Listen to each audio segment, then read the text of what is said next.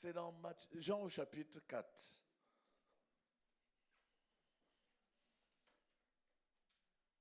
Lis le verset 28.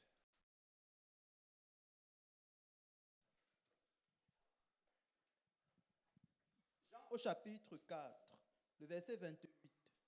Alors, la femme abandonne là sa cruche. Amen. Elle n'a pas laissé, elle a abandonné. Cette cruche représentait toute sa vie de péché. Quand tu laisses quelque chose. Comment tu t'appelles? Kendrick. Je laisse mon micro avec toi. J'ai laissé. Ça veut dire que je peux revenir le. Mais quand j'abandonne ce micro, ça veut dire quoi?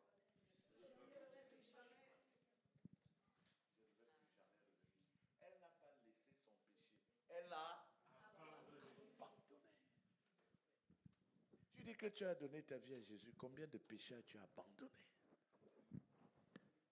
Nous laissons les péchés, mais nous ne les abandonnons pas. Et la preuve que son péché était abandonné, lis la suite. Alors la femme abandonne là sa cruche, court vers la ville et va de l'un à l'autre en disant. Hey, elle a couru. Quand on abandonne le péché, on est léger. On peut courir. L'abandon du péché produit du zèle. Les gens sont lourds parce qu'il y a du péché dans leur vie. Alléluia. Amen. Tu dois pouvoir dire, j'abandonne le mensonge ici. J'abandonne l'immoralité. J'abandonne la pornographie. J'abandonne la haine. J'abandonne le vol.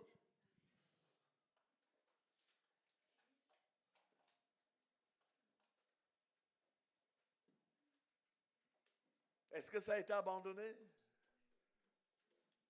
Ton péché, tu l'as abandonné? Hein? Alléluia, que Dieu te bénisse. Oui. En disant, venez voir un homme qui m'a dit tout ce que j'ai fait. Hey, venez voir un homme qui m'a dit. La Bible ne nous donne pas les détails, mais elle pouvait dire, il m'a dit tout. Cette femme a confessé ses péchés. Il m'a dit que j'ai volé l'autre jour.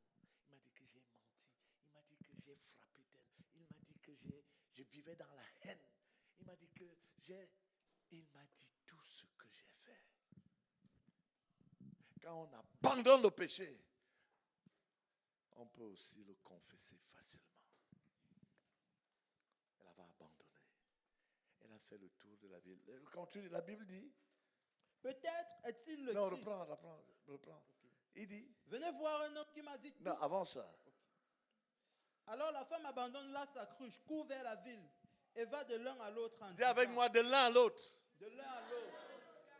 Elle n'avait pas un micro pour parler. Elle allait de l'un à l'autre. Et par là, chaque personne, elle lui racontait. Il m'a dit tout ce que j'ai fait. Il m'a dit que j'ai trompé la voisine l'autre jour. Il m'a dit tout ce que j'ai fait. Alléluia. Il m'a dit tout ce que j'ai fait. De l'un à l'autre. L'évangélisation la plus efficace, c'est l'évangélisation de l'un à l'autre. 98% des gens qui se convertissent proviennent de l'évangélisation individuelle.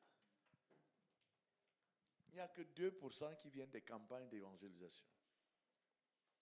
Dis avec moi, de l'un à l'autre. De l'un à l'autre. Quand tu parles à ton camarade, vous êtes à deux. Il est plus susceptible de se convertir. Alléluia. Amen. Et c'est ce que la femme samaritaine a fait. Mais elle a confessé. Elle a confessé. Mais la conséquence, c'est quoi? Elle avait déjà cru. Mais elle est venue confesser à chaque personne. La conséquence, c'était quoi? La suite, c'est... Ils sortent de la ville. Ils sont sortis de la ville. Et viennent trouver Jésus. Elle était devant, toute la ville était derrière. Alléluia. Celle avec qui personne ne voulait marcher. Maintenant, toute la ville la suivait. Alléluia. Alléluia. Ça, c'est l'une des clés du leadership. Ta façon de traiter le péché fait de toi un dirigeant. Ça fait de toi quelqu'un de crédible que les autres peuvent suivre. Parce qu'elle avait abandonné le péché. Personne n'était là pour lui rappeler que hey, tu es une ancienne prostituée. Quand le péché a abandonné, les gens ne s'en rappellent même pas. Parce que tu deviens une nouvelle personne. On voit une nouvelle créature. Les gens oublient ton passé. Alléluia. C'est ça les gains d'une vraie confession. Amen. Amen. Et le point suivant, c'est l'abandon du péché. Abandonner son péché. La Bible dit que celui qui volait ne vole plus. Le péché doit être abandonné.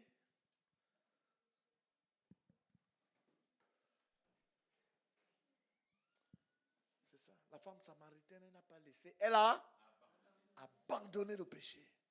Et nous voyons toutes les conséquences. Toute une ville, pratiquement, elle était devenue crédible. Elle a pris de la valeur aux yeux des hommes. Celle qu'on méprisait, le mépris était fini. Quand tu n'abandonnes pas le péché, tu vas cotiser beaucoup de mépris. Mais le péché abandonné te donne de la valeur.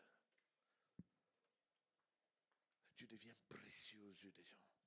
Même s'ils ne connaissent pas les détails de ta vie, quelque chose leur dit, cette personne est digne de confiance. Tu vas voir les gens te faire confiance. Personne ne va plus te mépriser, c'est fini. Tu deviens important subitement aux yeux des hommes. Celui qui était rejeté, abandonné, délaissé, méprisé, subitement, comme la femme samaritaine, devient important. Tu parles, les gens écoutent. Personne ne va plus te négliger. Pourquoi? Tu as abandonné le péché. Quelqu'un prie. Que le Seigneur intervienne. Qu'il n'y ait pas juste des confessions de péché, mais qu'il y ait des abandons de péché. Qu'une personne prie.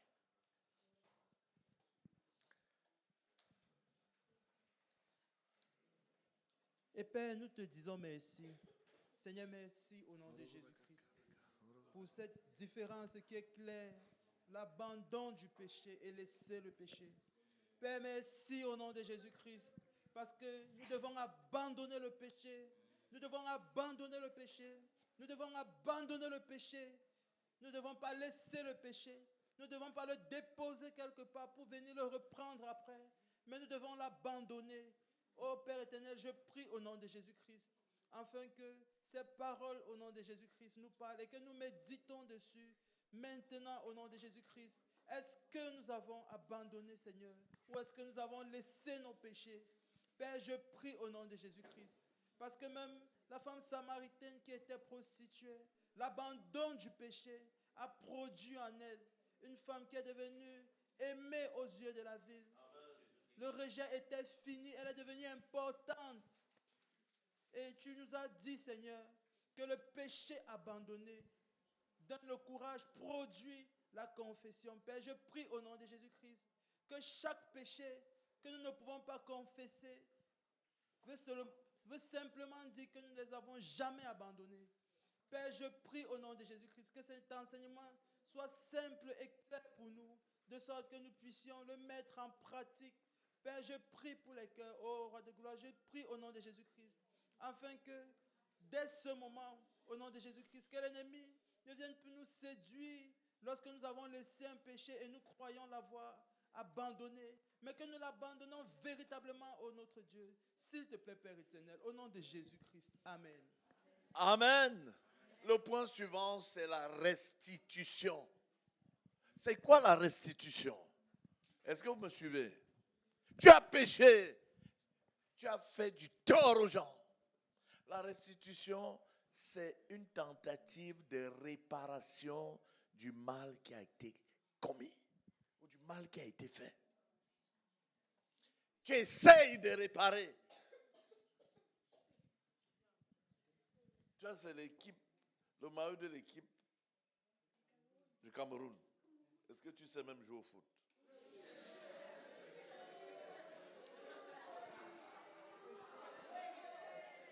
Ah, c'est un grand joueur, hein?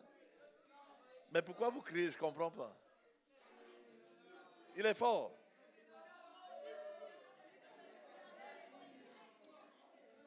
Pourtant, il a le maillot de Samuel Eto'o.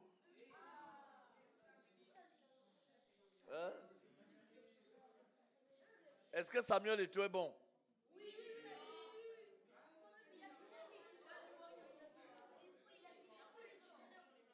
Alors, comment tu t'appelles? Martin. Alors, si Martin, bon, c'est juste un exemple, hein, a volé un ballon parce qu'il aime le foot, et il dit qu'il a donné sa vie à Jésus. Toi, tu as déjà le pied cassé là.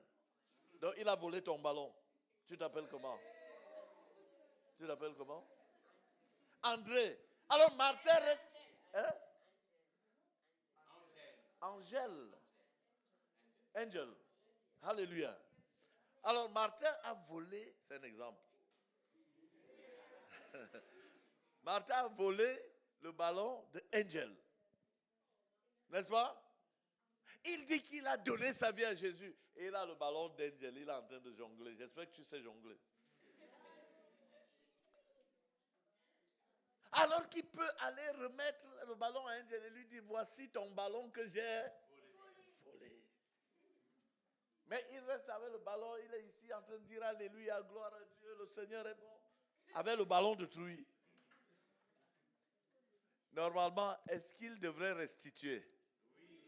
C'est ce que Zachée a fait dans Luc 17. Comme la plupart des douaniers, ils volaient. Quand il a rencontré Jésus, il dit, si j'ai fait tort à quelqu'un, je lui rends 4 fois plus. Toi, tu as mal à la place de Zachée. C'est toi? 4 fois plus. Je lui rends 4 fois plus. Qu'est-ce qu'il était en train de faire? Qu'est-ce qu'il faisait? La restitution. Amen. Amen. Tu fais la restitution. Et parfois, c'est simplement la vérité qu'il faut restituer. Tu as menti. Et à cause de ton mensonge, d'autres ont souffert. Il y a peut-être besoin d'aller restituer la vérité. Qui comprend ça? Qui comprend ça? C'est important de restituer.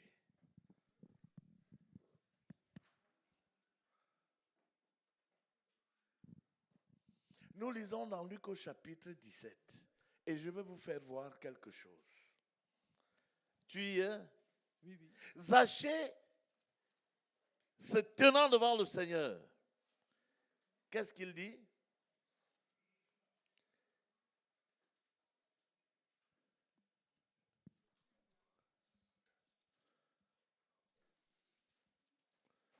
Qu'est-ce qu'il dit? Luc au chapitre 17. Je lis à partir de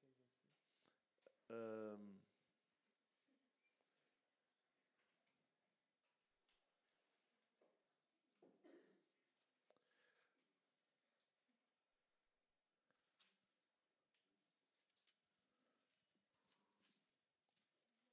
Non, c'est 19 plutôt, excusez-moi. Oui, tu peux lire à partir du verset 7.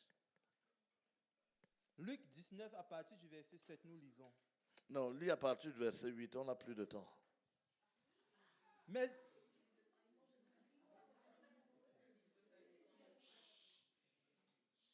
Luc 19 à partir du verset 8. Mais Zachée, se tenant devant le Seigneur, lui dit. Et il se tenait où? Pas derrière lui. Marcher avec Dieu, c'est marcher devant lui. Marcher avec le Seigneur, c'est marcher devant lui, c'est-à-dire sous son regard. Les cachotteries, c'est fini. Est-ce que Dieu sait tout? Oui. Personne ne peut marcher avec le Seigneur sans être vrai et transparent. Tu dois apprendre à marcher devant le Seigneur. Oui, la suite. Voici, Seigneur, je donne aux pauvres la moitié de mes biens. Et si j'ai fait tort de quelque chose à quelqu'un, je lui rends le quadruple. Je lui rends 4 fois plus. C'est ça le quadruple. Et suivez la suite. Jésus lui dit, le salut est entré aujourd'hui dans cette maison. Qu'est-ce qui est entré dans la maison? Le salut. Dès qu'il a dit, je restitue, Jésus lui dit, le salut est. Ça veut dire que Jésus était là, mais le salut n'était pas encore entré jusqu'à ce qu'il restitue.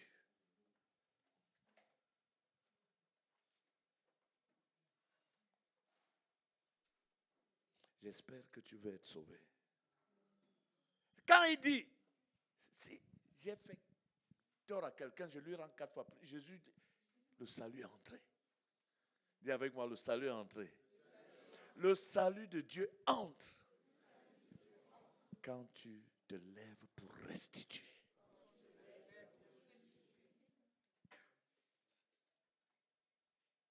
Votre façon de me regarder là, je sens qu'il y a des gens qui ont des choses à restituer ici. Alléluia. Comment? Je n'ai pas entendu.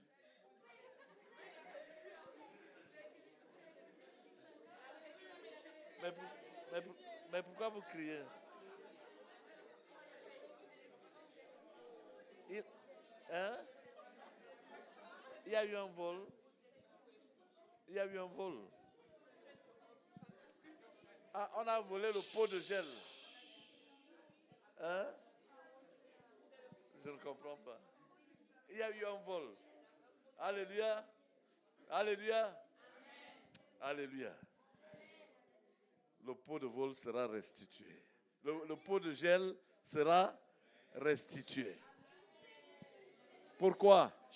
Parce que cette personne veut que le salut de Dieu entre dans sa maison. Alléluia.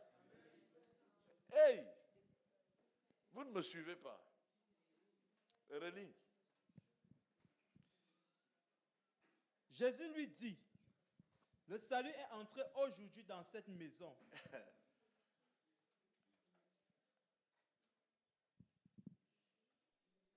1 Corinthiens 16. Non.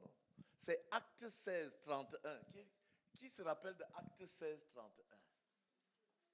Crois au Seigneur Jésus et tu seras sauvé. Toi et ta famille. Alléluia. Est-ce que tu aimes tes parents? Est-ce que tu aimes tes frères et tes sœurs? Tu veux qu'ils soient sauvés? Alléluia. Écoutez-moi. Je vous ai raconté l'histoire de l'homme riche qui était en enfer. En enfer, il dit à Lazare, dit à Abraham Père Abraham, envoie Lazare avertir mes frères. Mais il était trop tard pour sa famille. Mais Jésus dit, crois au Seigneur. Non, on est dans notre texte de Luc 19. Luc 19. Jésus lui dit, le salut est entré aujourd'hui dans cette maison. Le salut est entré où? Quand tu restitues, tu as apporté le salut dans ta maison. Ce n'est pas juste que tu es sauvé, mais tu apportes le salut dans toute ta maison. Tes parents seront sauvés s'ils ne le sont pas. Tes frères et tes sœurs seront sauvés. J'espère que tu n'es pas assez méchant pour dire je vais être sauvé seul. Alléluia. Alors tu dois rester afin que le salut de Dieu entre dans ta maison. Que quelqu'un prie. Que ce soit compris. Voilà l'importance de la restitution. J'aime ma famille. Je veux que le salut de Dieu entre dans ma maison. Je vais restituer. Ce pot de gel, je l'aime. Mais je veux que ma famille soit sauvée. Je vais le remettre. Cet argent que j'ai volé, je n'ai pas acheté beaucoup de choses. Mais j'aime suffisamment mes parents. J'aime mes frères et mes sœurs. Je vais le restituer afin que le salut de Dieu entre dans ma maison. Quelqu'un prie. Seigneur, merci pour ce message sur le vol, Seigneur, et sur la restitution. Je prie, Seigneur, afin que je touche les cœurs, Seigneur, de toutes les personnes qui, un jour dans leur vie, Seigneur, ont pu prendre quelque chose qui ne leur appartenait pas, Seigneur. Je prie, Seigneur, afin que ce message leur permette de prendre conscience de la nécessité, Seigneur, de la restitution et que tout ce qui a été volé à ce camp soit remis. Au nom de Jésus-Christ, Amen. Amen.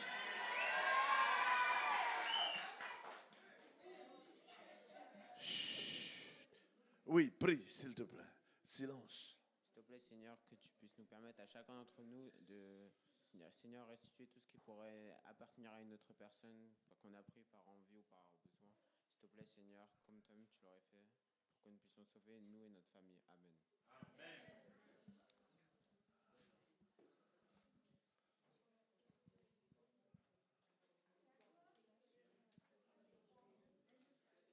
Amen. Amen. Amen.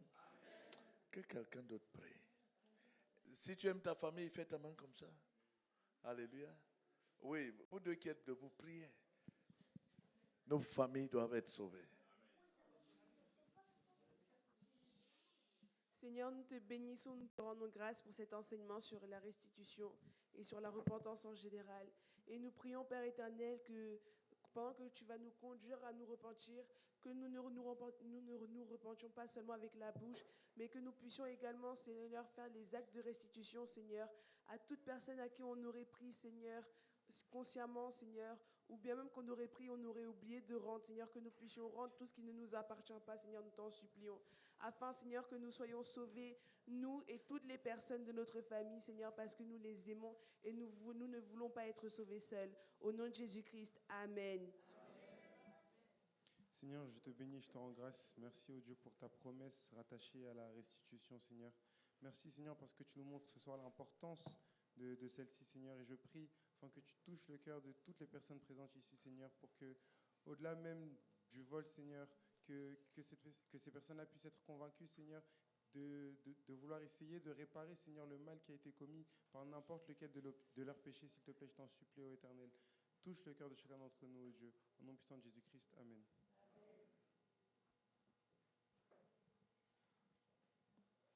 Alléluia.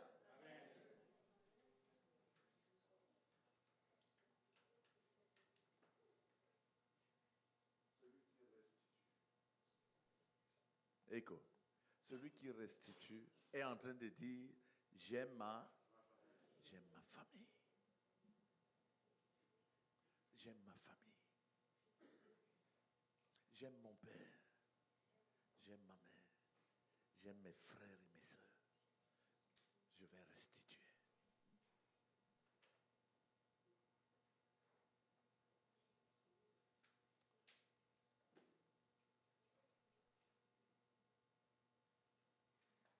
Alléluia.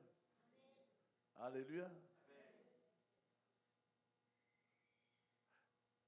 Est-ce que quelque chose va bouger? Quelque chose va bouger? Oui. Alléluia.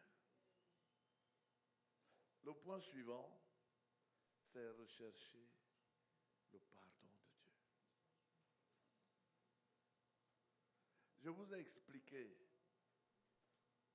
que la confession n'est pas là. On ne confesse pas pour croire. ce sont les croyants qui confessent pour se purifier.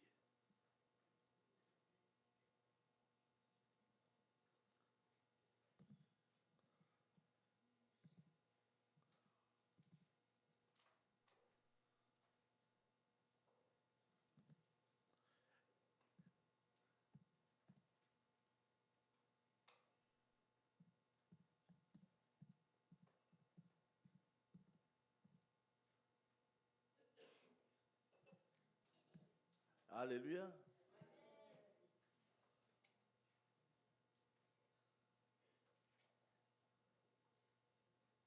Nous lisons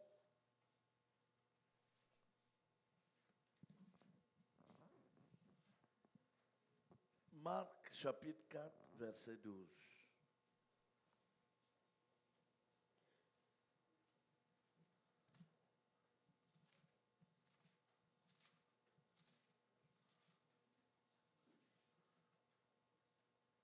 Marc chapitre 4, le verset 12. Afin qu'en voyant, ils voient et n'aperçoivent point, et qu'en attendant, ils entendent et ne comprennent point, de peur qu'ils ne se convertissent et que les péchés ne leur soient pardonnés. Amen. Nous avons vu que la conversion veut dire que tu changes. Le péché qu'on n'a pas abandonné n'est pas pardonné. C'est quand tu as changé que tu es éligible au pardon de Dieu. C'est quand tu te convertis, tu décides de changer, Dieu te pardonne.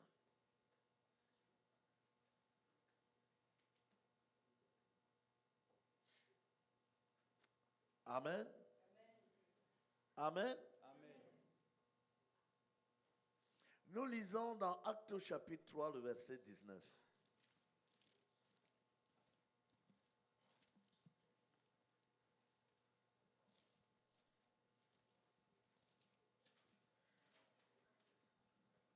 Acte au chapitre 3, le verset 19. Repentez-vous donc et convertissez-vous pour que vos péchés soient effacés. Verset 20. Afin que des temps de rafraîchissement viennent de la part du Seigneur et qu'il envoie celui qui vous a été destiné, Jésus-Christ. Amen. Amen. Amen.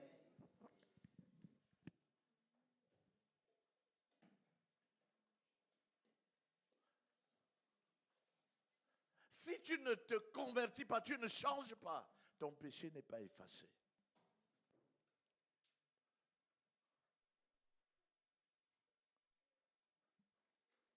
Alléluia. Lève la main droite, dis, je vais changer. Je vais me convertir. Au nom de Jésus. Et je sais que mes péchés seront pardonnés. Au nom de Jésus. Amen. Et le dernier point, c'est la restauration dans le cœur de Dieu.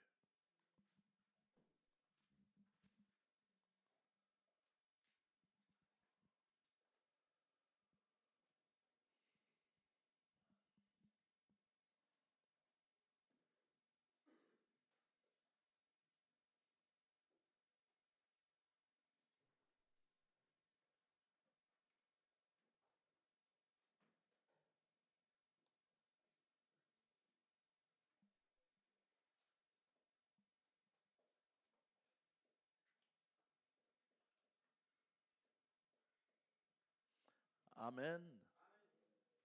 Tu es restauré dans le cœur de Dieu.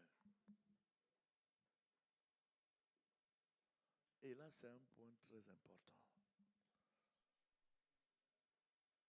J'aimerais qu'on lise dans Job, au chapitre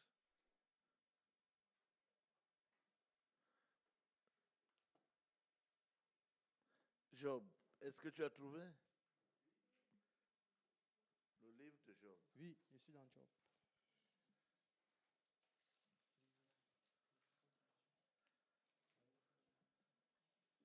Est-ce que vous connaissez l'histoire de Job? Job 42.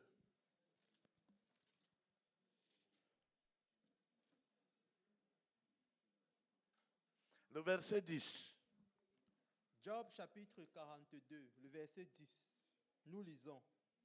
L'Éternel rétablit Job dans son premier état. Quand Job eut prié pour ses amis, et l'Éternel lui accorda le double de tout ce qu'il avait possédé. L'Éternel a rétabli Job, l'a restauré.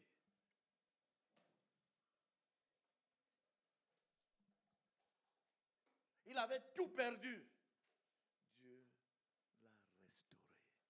C'est ça qu'il appelle, dans la version, il dit restauré, il dit rétabli. Suivez-moi très bien. Les amis de Job l'avaient meurtri. Pendant que Job souffrait, un ami est censé te soutenir, t'encourager quand tu es dans les difficultés, n'est-ce pas? Mais eux, ils avaient essayé de l'enfoncer. La Bible même dit que Dieu était fâché contre les amis de Job. Alors, Dieu dit à Job, dit à ses amis, allez offrir des sacrifices. Et que mon serviteur Job prie pour vous. Job devait prier pour des gens qui lui avaient fait du mal.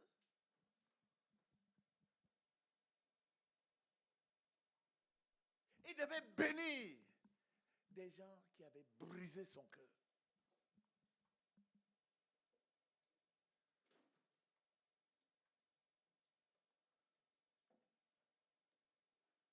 Quelle est ton attitude vis-à-vis de ceux qui t'ont fait du mal? Vis-à-vis de ceux qui t'ont blessé. Relis. Quand est-ce que Dieu a restauré Job? Lis.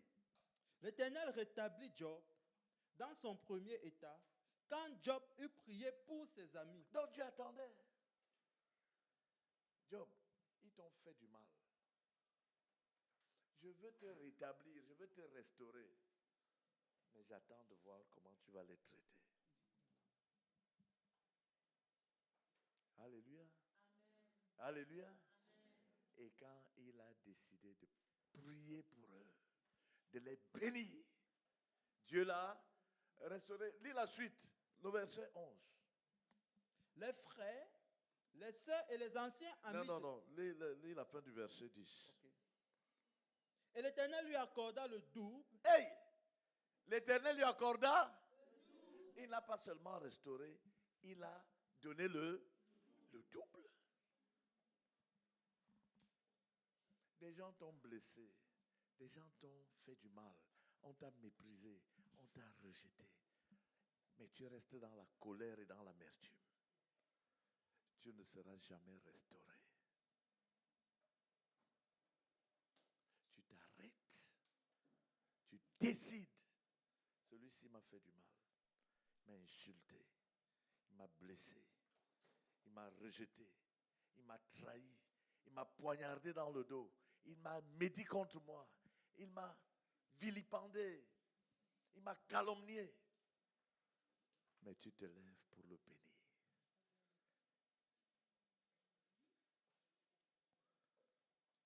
Tu seras restauré. Je vais vous dire, la grande victoire de Jésus sur la croix. Est-ce que Jésus avait péché? Non!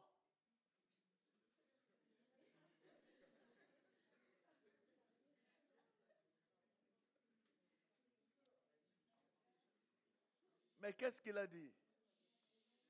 Il était blessé, saignant de partout, alors qu'il n'avait rien fait. Ils l'ont humilié. On l'a crucifié presque nu. On a craché sur lui.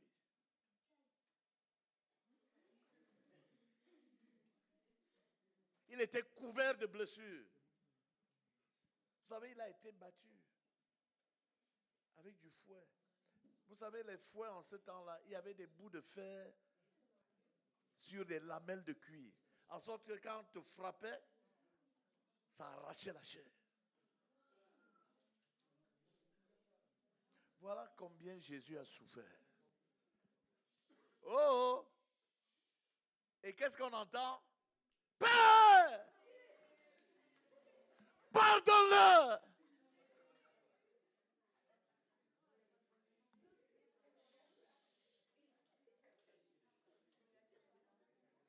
Père!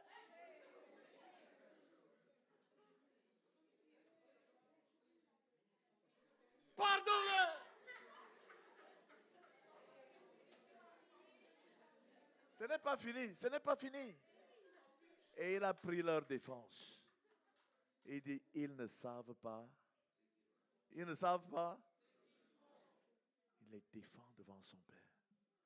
Et il dit, ils ne savent pas ce qu'ils font. Ils ne savent pas. Voilà son attitude vis-à-vis de ceux qui l'ont tué, alors qu'il ne leur avait fait aucun mal. Quand ils avaient faim, il a multiplié le pain, il leur a donné. Il a guéri leurs malades. Il a purifié leurs lépreux. Il a ressuscité leurs morts. Ils l'ont pris. Ils l'ont crucifié. Au lieu d'essayer de se venger. Parce que je vois certains, c'est quand je vous regarde. Si c'était toi à sa place, tu allais dire, Père, accorde-leur l'endroit le plus chaud en enfer. Je n'ai rien fait. Et ils m'ont crucifié d'une manière aussi cruelle.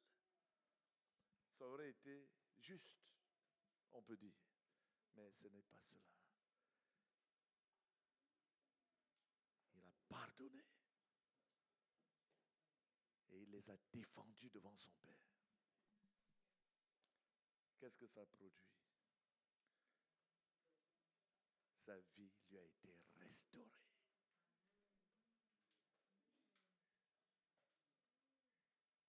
Dis Alléluia. Je ne sais pas, je vous trouve subitement excité.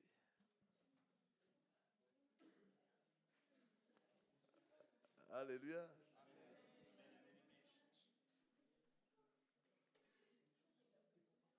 Qui a compris la restauration? Est-ce qu'il y a des gens qui t'ont blessé?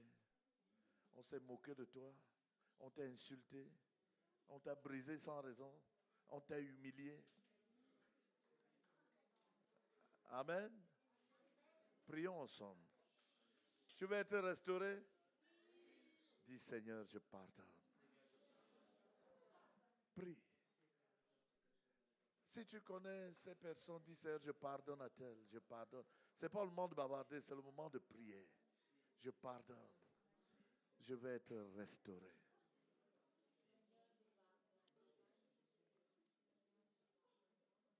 Je pardonne.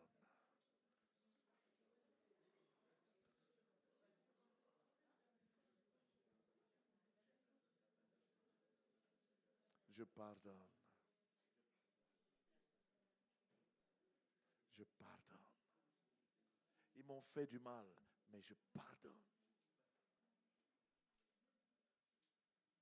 Ils m'ont calomnié, mais je pardonne. Ils m'ont maltraité, mais je pardonne. Ils m'ont insulté, mais je pardonne. Ils m'ont humilié, mais je pardonne.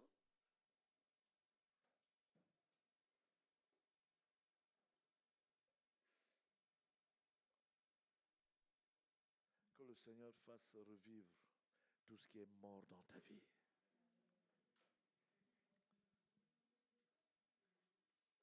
Qu'il te restaure tout ce que le diable t'a volé au nom de Jésus.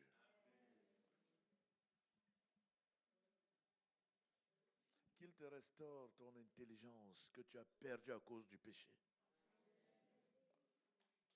Qu'il te restaure les opportunités que tu as perdues.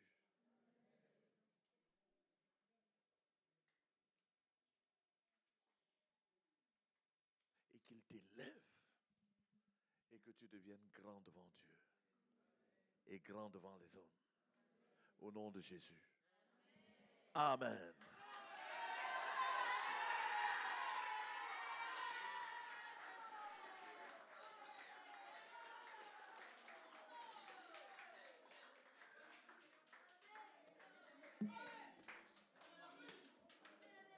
Amen.